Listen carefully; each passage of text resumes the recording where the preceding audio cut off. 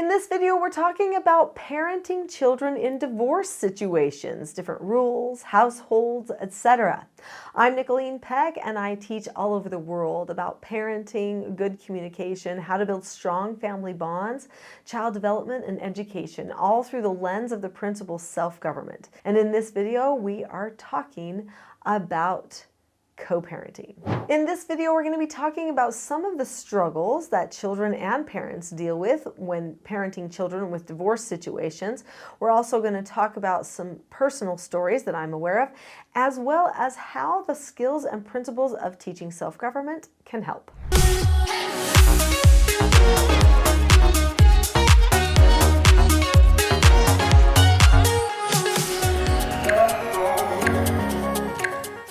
So let's talk about some of the challenges of divorce situations. I mean, I guess some of them are obvious. We're not going to go into everything, but specifically related to the children, just the inconsistency is huge. When one parent does things one way and another parent does things a different way, this can create a very difficult dynamic in both households. Let's say at your house you've decided you're going to use the skills and principles of self-government. After all, here you are. And why not have your children learn how to govern themselves even when they're at the other parent's house? However, the other parent might see you teaching your children's skills and principles of self-government as an attack on their parenting. And if they're used to standing on their wall and dying, then they might try to do everything within their power to undermine you every single time the children come home to visit to their house. You see that there could be this problem with the children changing when they go to one house versus the other house. Now, even though I haven't gone through a divorce myself, I have known many families who've gone through divorces and have used the skills and principles of self-government during those times and afterward in order to hopefully have things smooth out a little bit more and create a little bit more calm and loving atmosphere at their houses so they don't have as much arguing, fighting, and battling between what's happening at mom or dad's house and what's happening at their house. For many years, not only did I raise 4 children of my own and am now a grandma, but I was also therapeutic treatment care foster parent for troubled teens for many years. And I don't know if you know about foster care, but usually the goal is always to get the child to try to transition back to home life. If they can fix the home life and help the child get what they need, they'd like to get them back to home as soon as possible. So there were times when the children would go on home visits, kind of like every other weekend, just like what might happen in a divorce situation. And I remember thinking, okay, I'm going to send them out there and they're going to show their parents these great skills and that's going to be so wonderful. Nope, that's not what happened. They went to their parents' house, their parents were drug dealers into all kinds of other things, and suddenly the parents were undermining everything that I was doing and sending the child back saying, I don't want to do this, this isn't real, normal people don't live this way, and talking back about everything that I would do, and I would have to start all the way over again. This was hard, and it happened many, many, many times. To some degree, you have to embrace it. You have to say, well, when they're in my care, I'm going to make sure that I do the teaching the very best way I can. But I'm also going to accept the no answer that I can't control what happens when they go over to that other parent's house. That's just how it is. That's a no answer. Now, there are some things you can do to help prepare your children to live the rules that you want them to live there. But the other parent may not be supportive and it may not hold very well. So pre-teaching is always going to be important, and also teaching why. Tell your children why you're making the changes. When you are going to do something different, like teach a person how to accept no answers or disagree appropriately or accept consequences or follow instructions. Those are the 4 basic skills of self-government.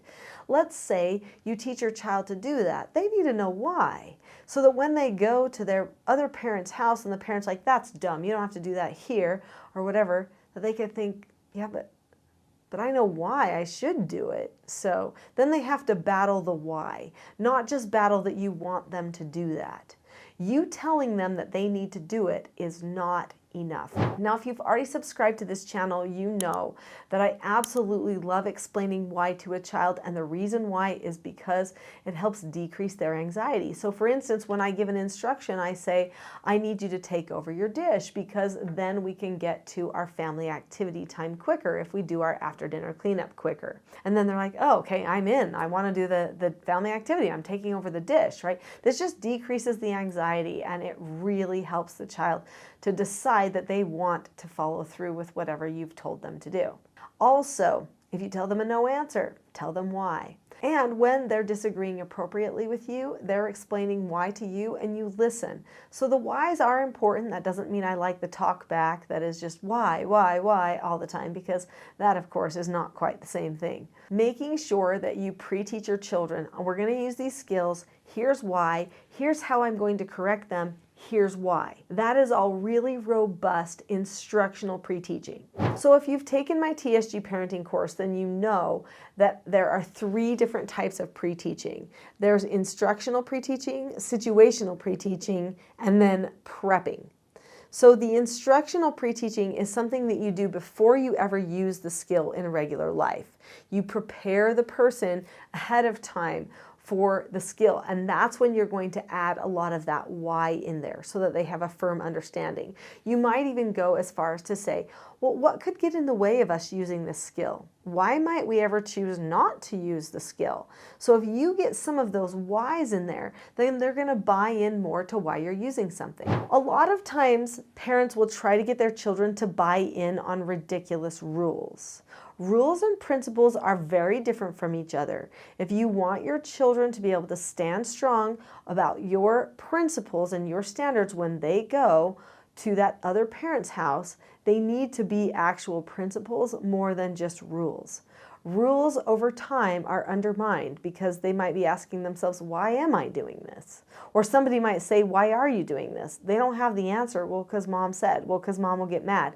That lasts for a while, but once a person gets closer to adulthood, then they say, yeah, why am I? That doesn't make sense. Nobody's going to get mad at me here. Who cares? So it's got to go deeper than that. A rule is something that's temporary. It can be changed and altered at any time. It's just fits a narrow circumstance. A principle is broadly applicable. It's something that fits any circumstance. It's eternal in nature, which means you can't really undo a principle. It's just there, where you can undo and change a rule however many times you want. So all of the skills of self-government that I teach at TSG or the teachingselfgovernment.com are all based upon principles. So when you go to the why, you can find a principle there that's long-lasting. For instance, when a person follows instructions, they look at the person or the situation, they keep a calm face, voice, and body, they say okay, or they ask to disagree appropriately, they do the task immediately and then check back. There's principles behind every one of these steps. For instance, look at the person. Step number 1. What is the principle there? If I want my child to look at me so that I can establish a connection with them, what is the principle? Well, number 1, as parents and children, we should be connected with each other. It also shows I feel safe with you. You feel safe with me. We are acknowledging our roles that we have in a family when we look at each other in the eyes. And also, looking someone in the eyes is the sign of honesty. When I'm able to look at you in the eyes and have a conversation with you about something you need me to do, then that shows you that I am honestly okay with you. It professes a truth to the person looking and to the other person on the other side too. Looking at the person is a principle. It's not something that we would ever want to say, well, you don't have to look at the person over here or over here, but you do have to over here. No, just always look at the person. Be honest in everything that you're going to do. Every single one of the skills and steps to the skills comes back to a principle. If you can teach your children principles, then they will not depart from them in the end. They might for a little bit, because there are certain ages that certain sexes of parents have more sway and pull on the children. But if you're teaching their principles, they'll always come back to those somehow, especially if they knew the reason why. The other thing that you can do is make sure that you correct things consistently and calmly. If you are always calm, but you don't let them walk all over you, you will get their respect in the end. Even if they have a time where they pull away from you, they will ultimately come back if you've always been consistent. So keep that in mind. Your calmness is vital. I have a gift that I would like to give to you, and it is my Calm Parenting Toolkit. So it's not my full Teaching Self-Government course, or TSG Parenting course as we usually call it at my website, but it is a mini course that helps get you on your way to self-government.